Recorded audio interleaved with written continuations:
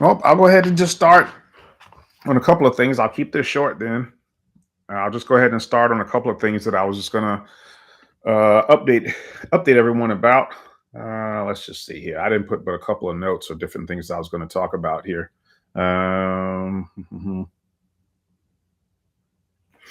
Well, just to give you kind of a brief update on some stuff that I've been working on.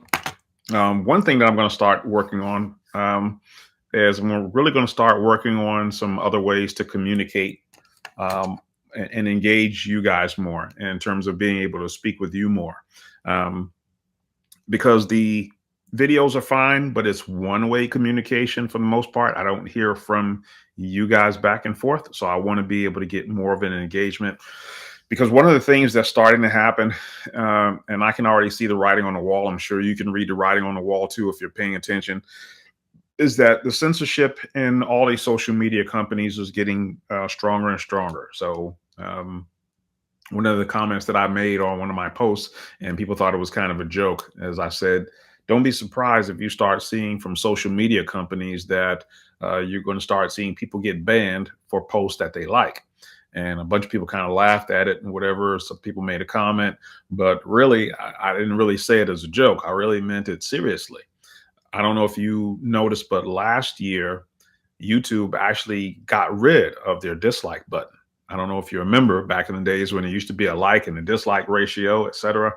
And they didn't really say officially as to why they got rid of the dislike button, but I can kind of guess because I'd seen what was happening with the dislike ratio on certain videos. For instance, Joe Biden or Kamala Harris might make a video, and the narrative that's put out there in the media is that everyone loves Joe Biden, everyone loves Kamala Harris, right? But if you actually went to any of these YouTube videos where they spoke, you saw huge dislike ratios for Joe Biden's State of the Union address or any time where they had spoken. And so I already could foresee a time that they were going to probably get rid of it because actually sort of the similar thing happened with Netflix. I remember my wife and I, when we first started watching Netflix, some of you may remember this, but when you first started watching Netflix, Netflix would allow you to thumbs up or thumbs down their movies, if you remember. And then all of a sudden, you saw it going away. And they didn't like that because they were paying money for some of these movies, paying for the rights to these movies. And what would happen is other users would look at the thumbs up and thumbs down ratio, how many people liked it and didn't like it, and they wouldn't even watch it. So I guess from Netflix's standpoint is they just paid money for a video that no one's going to watch or for a movie that no one's going to watch. Well, it's kind of likewise. People are trying to do the same thing on YouTube or these social media companies where they're trying to put forth a narrative that, hey, our president has something great to say. But if you look on there and there's, 50,000 dislikes for the president and there's like 2,000 likes, you're like, he ain't have nothing to say. And everybody thought what he had to say was garbage. And so YouTube just got rid of the dislike button. So it gives the narrative that everybody liked him. Right. So I said all that to say, imagine what that conversation was like before they decided to get rid of the dislike button.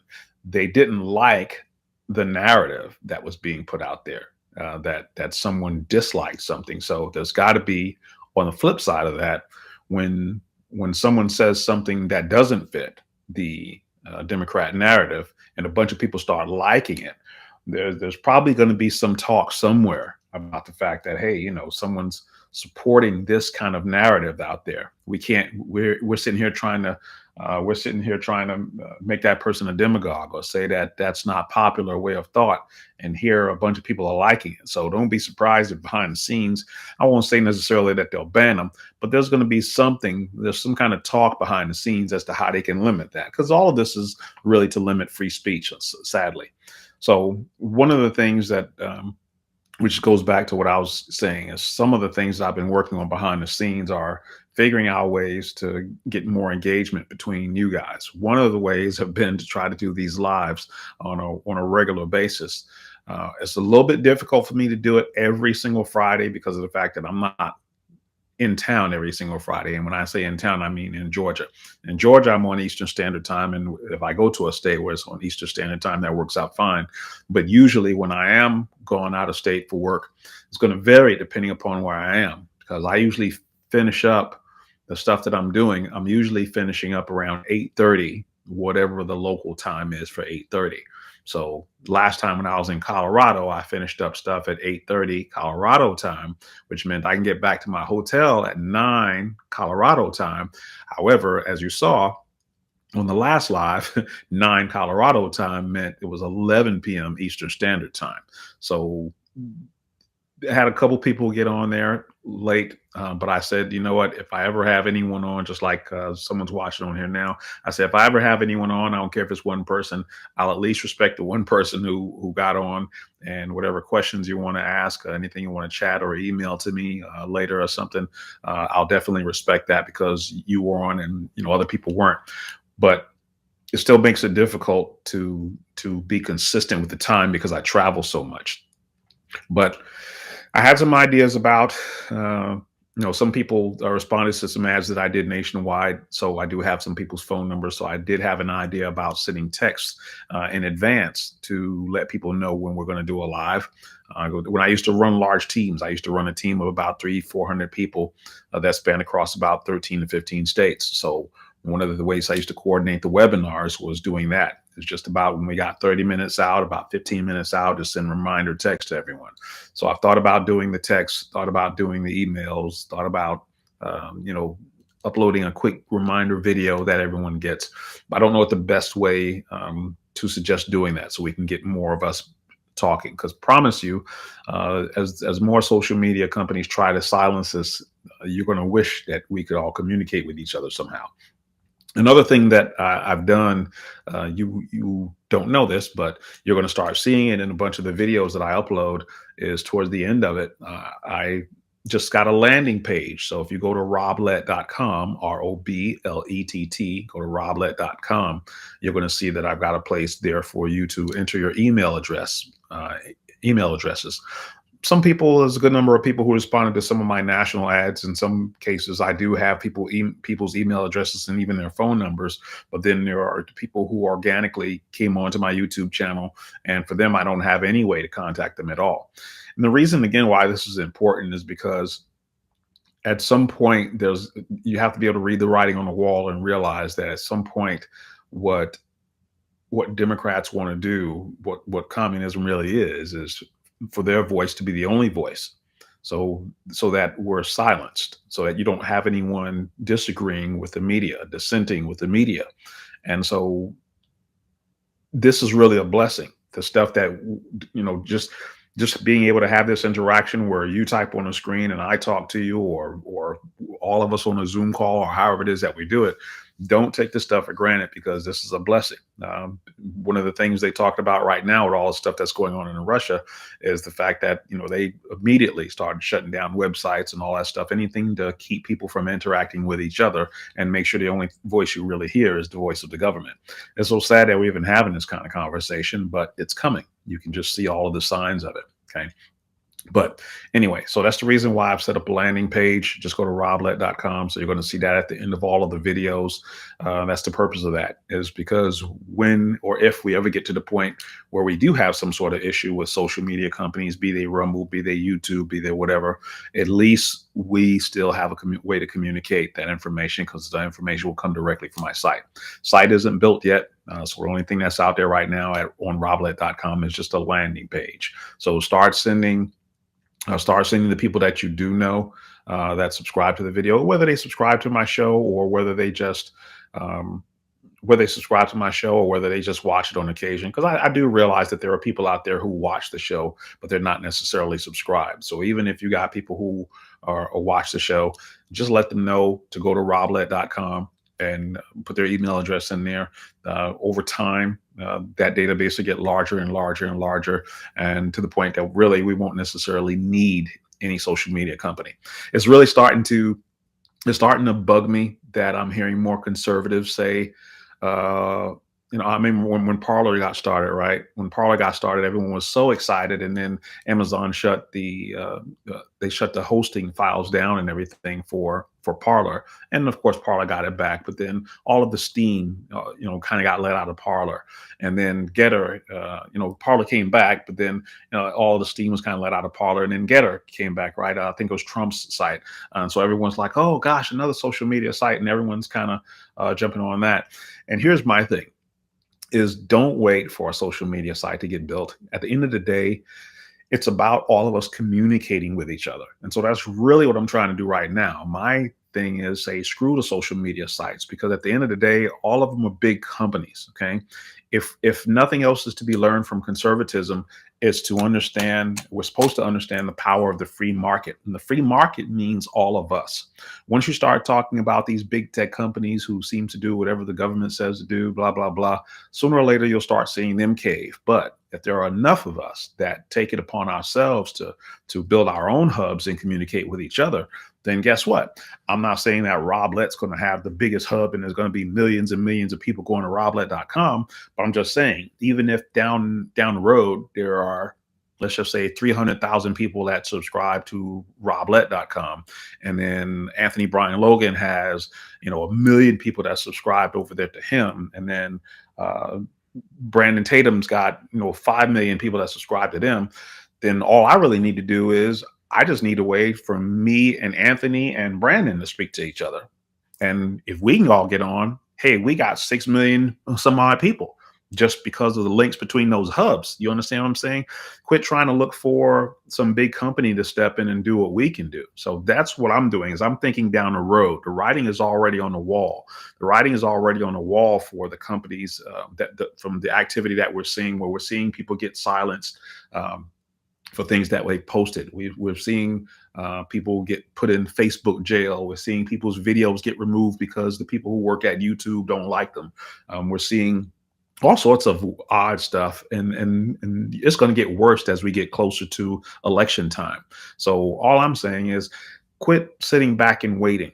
I think I just saw something recent where someone was talking about, stop sitting back and waiting to get rescued. They were talking about from a finance perspective. Well, this applies too. Stop waiting for someone to sit back and rescue.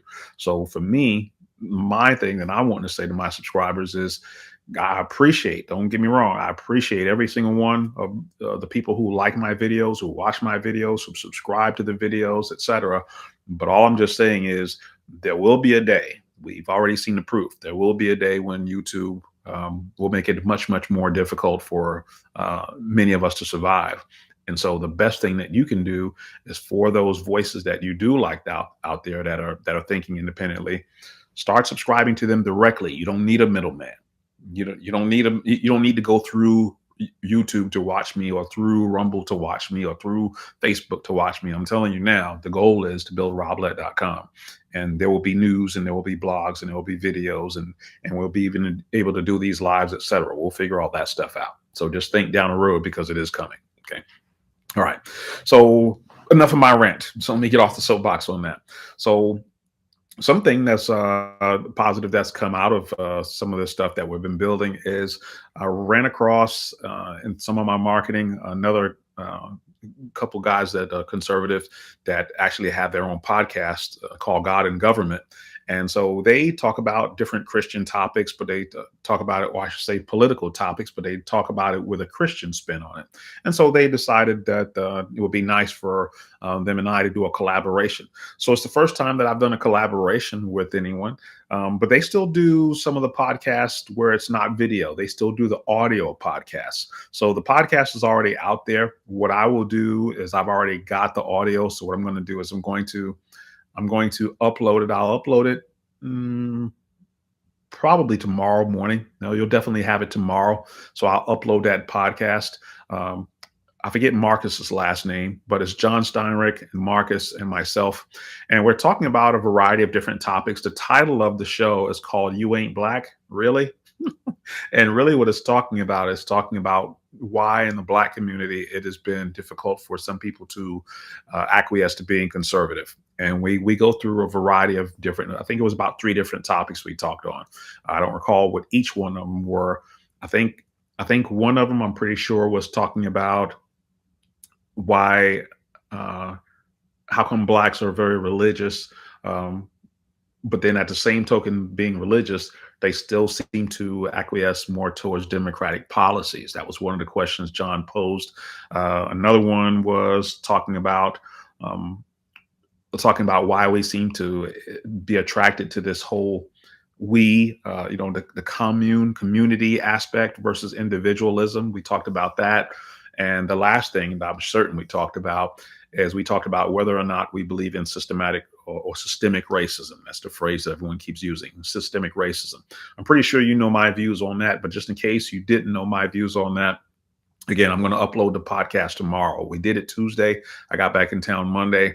And so I think it was a pretty good podcast. Again, it is all audio, but I'm going to upload it to my channel with just a little bit of the video of me talking like this to give an intro. And then I'll upload the audio so you'll listen to it. It's about an hour. I'm pretty sure it's about an hour. One of the things that I wanted to discuss, and one of our subscribers asked me, reiterated to me on the last last live that we did, is they wanted to know where I was going with a lot of my shows. What's the bigger picture? And I've touched on this before, but the bigger picture is really, and I've kind of alluded to it just now when I was talking about these hubs, is the bigger picture is for us to have a message um, that is separate from the media. There's nothing. I'm far from being like a person who knows a ton of stuff about scripture. So I don't even know why I'm getting ready to go down this road. Probably has to do with the fact that I was just on that God and Government podcast. But there's a scripture in the Bible that says, "Let us not forsake the assembling of ourselves together." Right. So let's not take for granted the fact that we can still meet together in person. Everything doesn't have to be through these social media companies. What I liked that I saw with Candace Owens, what I liked that I saw with the Hodge twins, even though they got more of a comedy skit. What I liked that I saw with Diamond and Silk was they did this chit chat tour where they were going from city to city and from state to state. I saw the same thing with really a lot of the conservatives that were going around. Um, I don't necessarily know that I would be going around to campuses per se. Those seem to be a hotbed unnecessarily of protesters. But for me, I'd like to do something along the lines, but more inspirational. I don't know what category that I would call myself. I'm definitely not in the category of a Dinesh D'Souza because I'm not a historian, although people give me a lot of credit for, giving some historical context to some of the topics I discuss. But I'm not a historian. I just happen to read quite a bit, so I stand on the shoulders of other people's books that I've read. But I'd like to be that voice that provides some inspiration. I said I was going to make a podcast on this, but one of the things I'd like to discuss is the fact that conservatives, what we have to do a better job of, is I think we have to do a better job of showing how conservatism is actually compassionate. We always tend to, when we're talking about conservatism versus leftism, we always come more across as we're just a matter of fact type of business, it's almost a cold, stern thing, right? And people never look at it as being compassionate at all. It's like the left does a great job about saying that they're compassionate and that they care, et cetera, even though it's garbage. At least it sounds like it is, right? And so the right, we're really not that good with that. But if you really study enough about conservatism, you can really understand how what we do and what we believe in is more compassionate. I'll give you an example because if I talk like that, everyone's like, I'm not certain I really follow you. I was on a call once, a friend of mine that is a leftist I grew up with. He invited me on this Zoom call once, and it was a bunch of people on there, college educated folks, and we got to the subject of the minimum wage. I know I've talked about this before, and I'm all for, just in case you didn't know, I'm all for like there being no minimum wage, like abolish the minimum wage. But one, I'm smart enough to know that abolish the minimum wage doesn't sell. Just that phrase, abolish the minimum wage, doesn't sell. I always said that if I were a politician, I got enough sense to know that I would need to reword that act. Whatever that act is going to be called, it would have to be called something like the Freedom of Wages Act, right? The Freedom of Wages Act sounds a whole lot better than abolish the minimum wage, right? That's the same way the left does, right? They rename stuff. But my point about compassionism, being compassionate, is the fact that when I got down to asking some of these people who were on the Zoom call, and I asked them about, their thoughts on the minimum wage, it became clear to me that if they met a person on the street who needed to eat, and they could hire them to cut their grass or something, and they only had so much money, and it was a matter of them hiring them and paying them less than the minimum wage or letting them starve, what would they do? And they were so-called passionate about the minimum wage that their thinking was so backwards. They literally said, I just wouldn't pay them. And my mouth hung open, and I said, so what you're telling me is you let them starve because the government is more important to you than another human being. The government policy to you is more important than another human being. And this is the point that I'm trying to get across to you about how conservatives are awful on understanding the compassionate side of conservatism. What I was saying is, listen, the government is what is keeping poor people poor.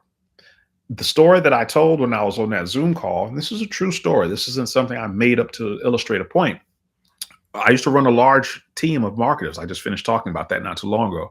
I used to run a large team of marketers for people who wanted to learn real estate education. And at some point, I remember I had this idea. I always wanted to try different cutting edge marketing strategies. And at some point, I saw this person standing on the side. You know how you see those people flipping signs? They're standing on the side of the road and marketing, et cetera. I said, I hadn't tried that. I said, you know what? Sometimes people are out here, they're down on their luck, et cetera. They need some sort of job. And I was like, I don't have a lot of money, but what I would do is I would pay someone to hold a sign, find out if anyone is interested in learning, becoming a real estate investor, learning real estate education, and I would pay this person. Now I had to back into how much time did I want that person to stand on a corner and how much money did I have? And somewhere along the line, I calculated it all out. And I can't remember what the minimum wage was at the time, but it ended up being that I was going to be paying slightly less than the minimum wage. And the point that I was trying to get across when I was on the Zoom call talking to all these leftists is I said, I was going to pay the person. I was going to pay the person because to me, it was a win-win. I got someone who's out there who had no job and now they have a job and they're working. They're able to pay for their food or pay for in this case, they stayed in a lease by the week motel. I guess they had a cell phone or whatever. I had already calculated it, but all of those leftists who were on that Zoom call was mad at me because I wasn't paying the quote unquote minimum wage. And so I'm sitting there dumbfounded asking them, so what did you want me to do? Because you're the bleeding hearts. You're the ones who always tell me about, helping people off the street and giving them food and making sure they got a roof over their head and all of this stuff. And here I am, actually the provider of it. And you guys are telling me if I can't pay up to this level, let them starve. And I don't know if it ever dawned on them in that moment that the conservative person in the room was the compassionate person. I was the person talking about, hey, what business is it of yours if I pay this person? The transaction is made up of two people. If she's fine with me paying her that and I'm fine with me paying her that, it's really nobody else's business. If she's able to buy her child a pair of a box of Pampers or whatever it is that she needs, then why is it the government's business? Why is it anyone else's business? And how dare you say that you're somehow more compassionate than we are? We've got things so backwards in this country right now. It is a shame. Absolutely backwards. Let me take a break from rambling here and read some of the stuff that you guys typed on the screen. Mary Swenson. Okay. I hope I'm pronouncing your name right. I think conservatives need to take action, not just talk about the issues. Action gets things done. Absolutely. Conservatives are individuals that are really not good at protesting. Liberals are groups, the collective, that really know how to get together. College students are in the collective. plumber is. I don't know what the plumber is part. Government likes to keep us poor. They're given too much power.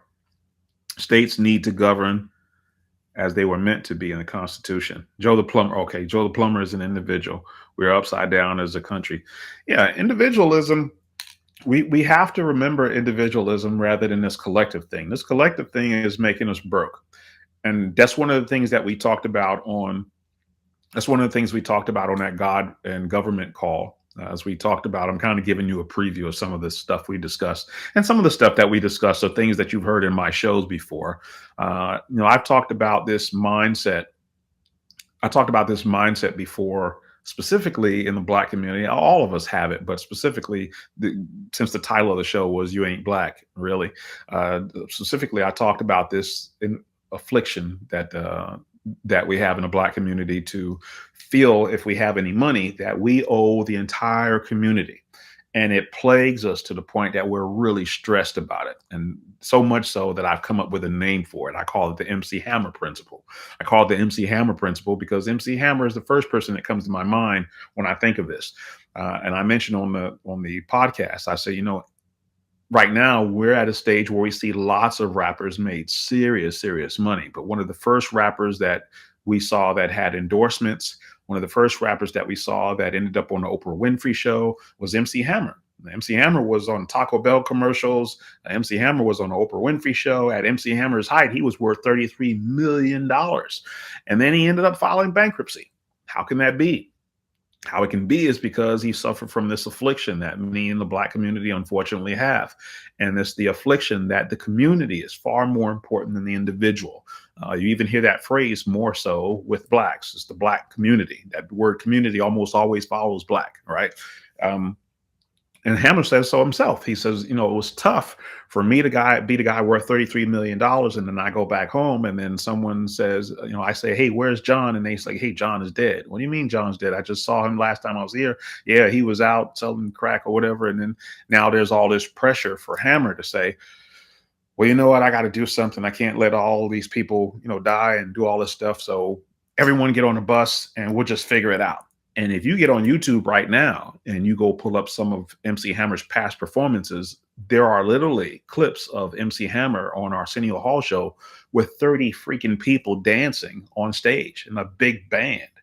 And if you do the math, I mean, just 30 people on the bus, 30 people got to eat, 30 people in the hotel rooms, 30 costumes. I mean, I can go on and on and on and on and on and on and on. Between that and some of the bad investments that he was doing anyway, it's no wonder that he had to file for bankruptcy. And I understand his heart. So when I watch his interviews, he even gets frustrated when he hears people talk about it. I understand his heart, but what I try to get across to people when I talk about MC Hammer is not his heart. I'm not saying he was a stupid person. That's not even what I'm saying. We could just agree to disagree. All I'm saying is his heart was in the right place, but his methodology was in the wrong place. Because there was a time, shows you how much I know about rap music. There was a time that MC Hammer had two groups at least that he was trying to help them make it. There was a woman named B. She was an R&B singer, and there was another rap group called 357. And he actually signed them to, I guess, was his record label or something, and helped push their music videos. Now that I'm in favor of. I'm in favor of that because what he's allowing them to do is to use their talent to make it on their own. He's setting a stage for them. He's laying some opportunity for them. And what I talked about on the God and Government podcast is I said, and even though I'm using MC Hammer, make no mistake, this is not This is not an affliction that only MC Hammer has been affected by. Even Jay-Z has. I watched the video again on YouTube. I watch YouTube just like I watch television. But one of the people who were supposed to be the next Jay-Z was a rapper named Memphis Bleek, right? Memphis Bleek was on Jay-Z's very, very first album, and they were presenting him way back then as he was going to be the next Jay-Z. But that never happened, of course. But I watched an interview with Memphis Bleek, and Memphis Bleek said that when Jay-Z became a billionaire, he went through this thing where he confided in Bleek and said he felt so much pressure to provide for all these people. And it felt so good to hear Memphis Bleak's response. He says, dude, you don't owe any of us. Don't ever lose sleep thinking that you owe any of us. He says, all you can do for anyone is provide an opportunity. He says, we shouldn't be mad because you had the opportunity and you ran with it like a football. All you can provide for someone is an opportunity. He says, listen, if I write you a check and you spend it, it's a wrap. It's done. That's the end of it. But when you have an opportunity, though, he says there's some of us still eating today because of the opportunity that you provided us. And I was, man, if you could see me applauding, I was like, that's what I'm saying. That's what I'm saying. Listen, I've been a national speaker and international speaker for over a decade, right? I've taught, I've been all across the country, spoke for some big real estate companies, et cetera. And if you ever watched that show Shark Tank, I mentioned this before that I used to fly around the country and do some seminars for a couple of guys that you've seen on Shark Tank. But what I didn't mention to you is before I started working with that company, they didn't know me from Adam. They heard that I had experience, but they said, yeah, that sounds impressive. Yeah, it's impressive that you've owned a bunch of properties, but we're going to start you from the bottom. There was two speakers. There was the front end speaker who saw the big audiences, and then there was the second speaker who saw whoever was left in the room. Because once you start mentioning prices of courses and seminars and everything, a lot of people in the room would leave because they didn't have any money or they just didn't want to pay, etc. And I got what was left. And I never complained, even though I felt I was probably a better speaker than the person who spoke before me. I never complained because I only wanted the opportunity. I was grateful for the opportunity. I said, give me the opportunity and I'll let my talent shine through. And that's exactly what happened. They had me in the second, they called being the second slot speaker. I was the second slot speaker. And before I knew it, other salespeople in the back was calling me the fastest growing dude in the company because there were people who spoke there for years and they were trying to be the front end speaker. They were still in second spot, but they were trying to be the front end speaker. And I was there probably 3-4 months. And they saw my closing numbers. They saw how many people were going to the back and signing up for seminars. And they said, dude, if you can kill it like this with the people that's left in the room, we really need to move you up front. We're losing money having you in the second slot. And that's all I'm saying. I didn't want to get too off on me, but that's all I'm saying with the way we have to handle things when we have money. If there's anything you want to provide to your community, if you want to call that, teach them what you're learning from the inside. Teach them what you're learning about music producing. Teach them what you're learning. One thing that I've learned, I've never been in the music industry, but I know a few people who are. And the one thing that I've learned is that the general public has the music industry all wrong. We give so much respect to the artists who go on stage, but from a monetary standpoint, as I understand it, the writers are the one who get paid. The writers, the people who own the masters, the people who write the lyrics, the people who produce the songs, all that kind of stuff. So all I'm saying is if I were in MC Hammer's position, I would say, listen, I can't take you on tour with me because you can't sing or you can't rap. But listen, over here, if you can learn how to write some lyrics, hey, you can make some money. So, get your pen out, get your paper out. I can at least put you on to being around the right people to perfect that craft. Hey, you can't sing or you can't dance, but let me tell you what I found out by being in this industry. We have a need for music videos all the time. So if you can pick this camera up and you can learn editing, etc., I can put you on over there. Just learn a craft. I think Will Smith did that with his brother once. I saw a video of Will Smith talking. Let me see how I'm doing on time here because I'm just talking right now. Oh, I better start wrapping some things up. But I saw Will Smith say, his brother wanted to get his brother-in-law wanted to get into Hollywood.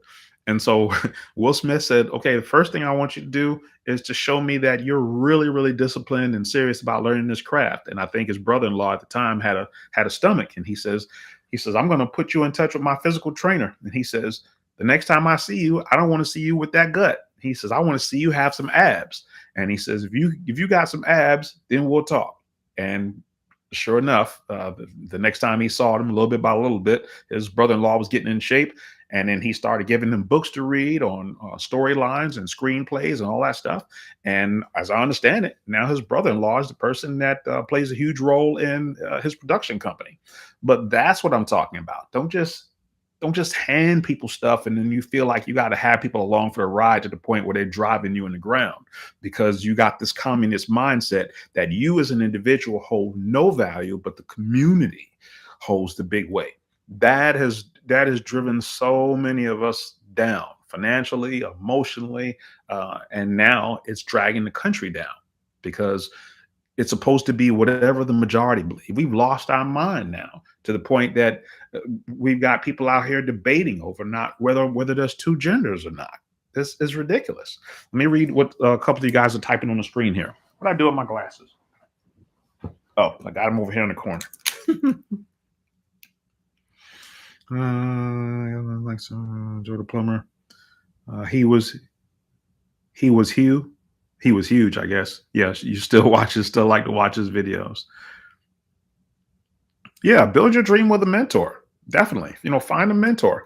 That's what it's about. There's so many examples that I can give with that of a person who just laid the foundation for you. Made the road easier for you. To me, that's much much more powerful than like Memphis Bleak says. That's much more powerful laying the opportunity than someone giving a check. When I became a speaker, I didn't want anyone to give me a check. I wanted to earn my own keep. I just said, hey, let me speak. I'm a pretty decent speaker. Give me the presentation. Tell me which product you're trying to sell. Let me go out there a few times and talk. And if I don't sell anything, hey, send me packing. But if I do, then give me whatever's coming to me. And in less than 6 months, 3 to 4 months, I was the top speaker there. So I came in learning the script from the top guy. And by the time I left, I was the top guy. And they were sending their cameras in literally to videotape me. And it was like, hey, this is the new standard. So I'm practicing what I'm preaching here. It's about the opportunity. But I'm going to upload because we're coming up on the top of the hour. Yeah, about 5 minutes. I'm going to upload the God and Government podcast so that you guys can listen to it because we covered, like I said, we covered at least about 3 topics. That was one, talking about community versus individual mindset. We talked about systemic racism and whether or not that exists. And then we talked about, how people in the Black community can be so religious and yet abandon all of that in preference for Democrat policies. Why do we do that? So it was a pretty interesting conversation. It was about an hour also. Something is on the screen here and that's bugging me. Okay.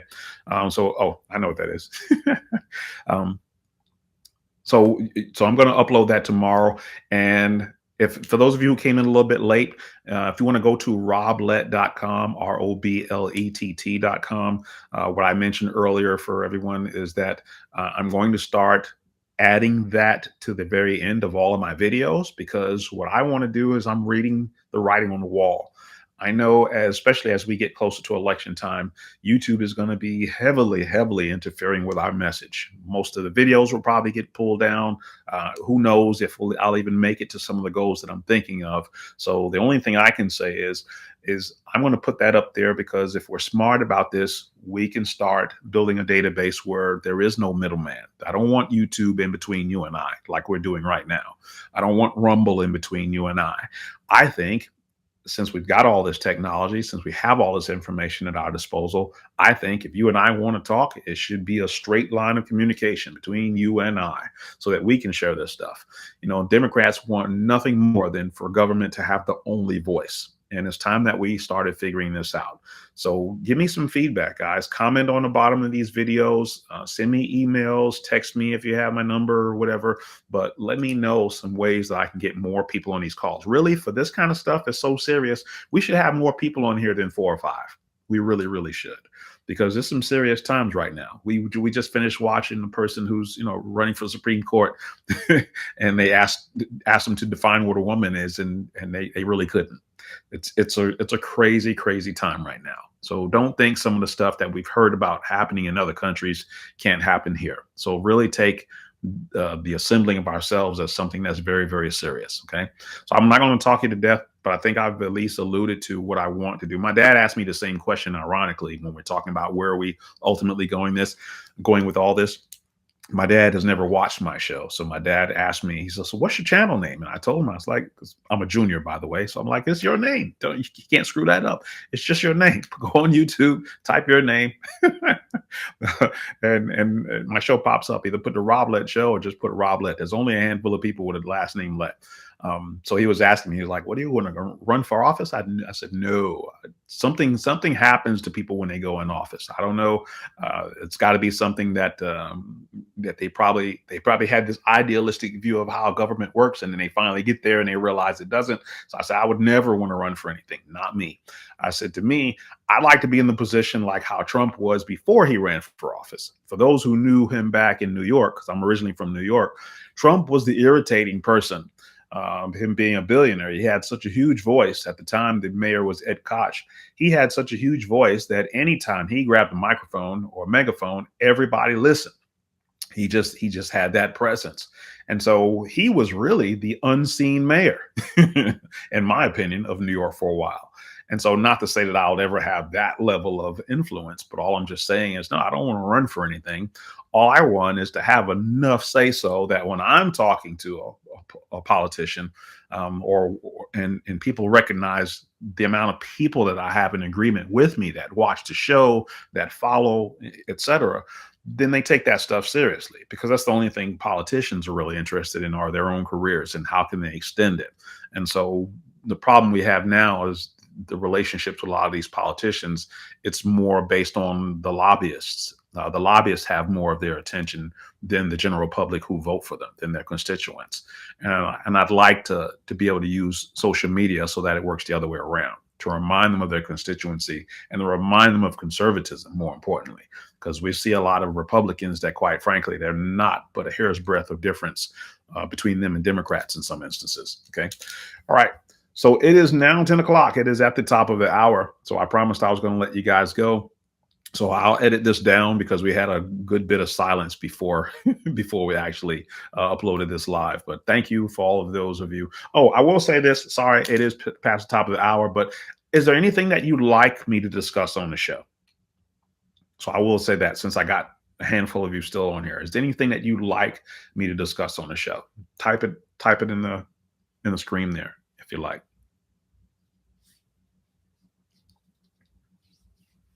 I'll give you a second here.